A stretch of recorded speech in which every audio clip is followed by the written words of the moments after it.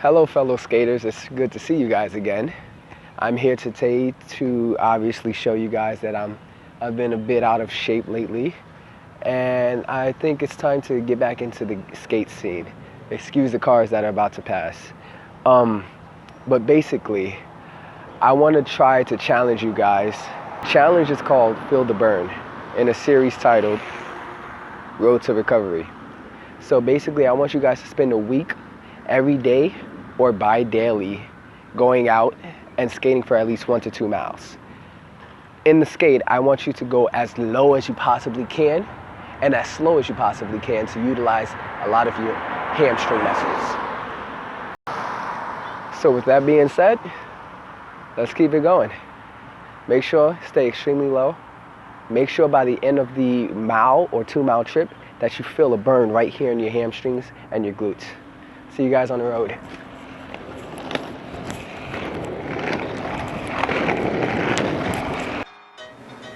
Alright guys, let me talk to you about this challenge that I'm offering to you guys.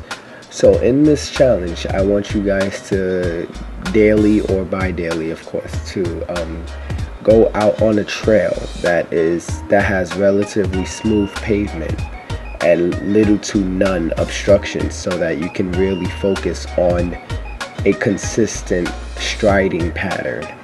And in the striding pattern, I really want you guys to focus on the knee bend angle.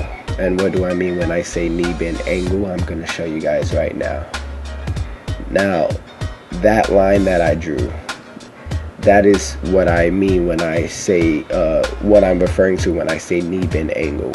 Your knee bend angle for this exercise ideally should be at, within maybe 70 to, 90 degrees, maybe 80 degrees. It depends on your health or your body, the way your body feels.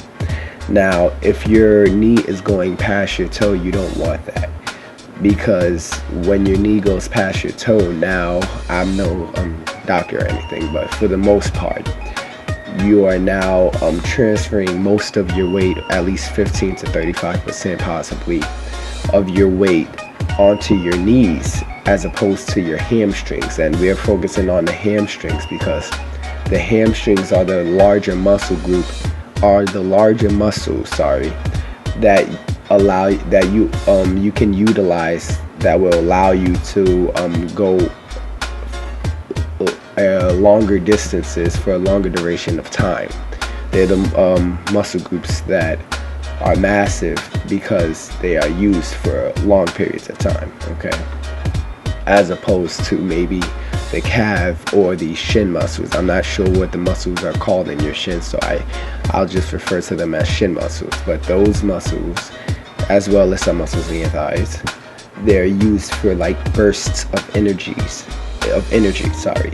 and sprints, very fast motions that don't last for too long because they get tired fast. They're smaller muscle groups, but they have faster contractions or compression, contraction, expanding. They're faster as opposed to the hamstring muscles and the more bigger muscles in your thighs and your glutes. But I want to show you, when I say 90 degrees, here's a protractor. Now, as you can see, with relation to my knee, my thigh is 90 degrees with relation to my knee. That's what we're looking for, and that's what I'm going to show you guys in this next video clip. Alright, now, so in this clip, I'm mainly looking for a consistent striding pattern. I want to try to establish a 1, 2, 1, 2, stride, instead of maybe stride, and then stand up tall, or stride, and then coast. I'm looking for a consistent stride pattern. And then once I got that, I'm going to start working on towards my knee bend. Alright, so now that I got my striding pattern down, I'm really going to focus on really getting as low as I possibly can and the angle of attack. Well, at least that's what I'm going to prefer it as. Alright, so let's talk about the angle of attack and what it is. If you look at my left skate, the wheels hit the ground at a particular angle.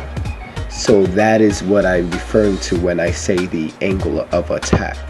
Now you ask yourself, why do I need to know what an angle of attack is, aside from the fact that you probably made it up, which I probably did. I don't know if it's real or not. But one, you need to know what I'm talking to when I say what I'm talking about when I refer to angle of attack. And two, the angle of attack is used in many instances. For example, with regards to slides, like power slides, backwards power slides, as well as stops, hockey stops, and as well as, in this case, strides. The angle of attack with regards to if the angle is high, or in this case sharp, or dull, or it's not really an angle at all, that will determine the amount of friction and the amount of power transfer that your skate transfers with relation to the ground and the pavement. So for a more simpler example, if your skates have a sharp angle, meaning that your skates are almost parallel to the ground, there's not much friction there, and it will likely cause a possible slide out. As opposed to if your skates are upright, there's almost 100% friction, unless there's like water or oil underneath your skates. In that case, your skates aren't going anywhere besides the direction, or the direction that the momentum is pushing them in.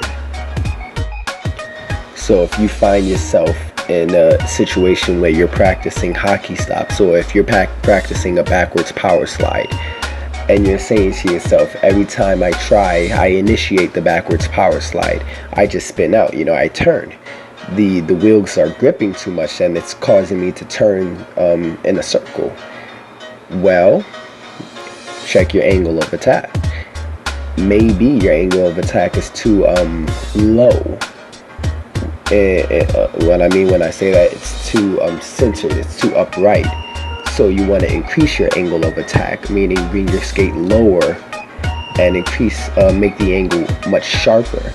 And as the angle sharpens, the friction decreases. So there's no friction. Eventually that skate will slide out, and you will be into a backwards power slide. That's just one of many examples. Alright guys, there's the last few things I want to talk to you about. That's pushing to the side as opposed to pushing straight back.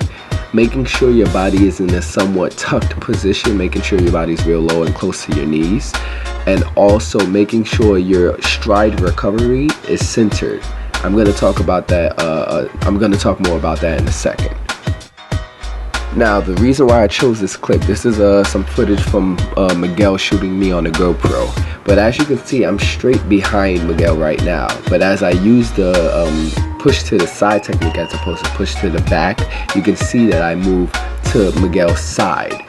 And this is a great way to show you guys that as you push to the side as opposed to pushing to the back, you're using more of your larger group muscles. And as I said before, the larger muscles are used for longer durations and longer distances, and that'll help you out in the long run.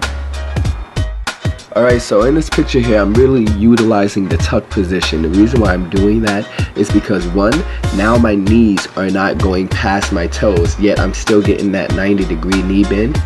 I'm able to push out further, and the longer your strides are, the more power you get, the more speed you get.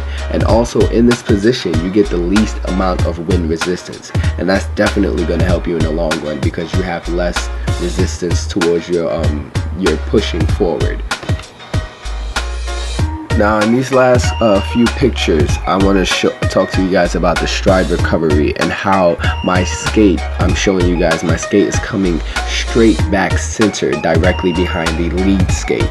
What that allows me to do is the distance from your starting position to the end position meaning the end of your stride.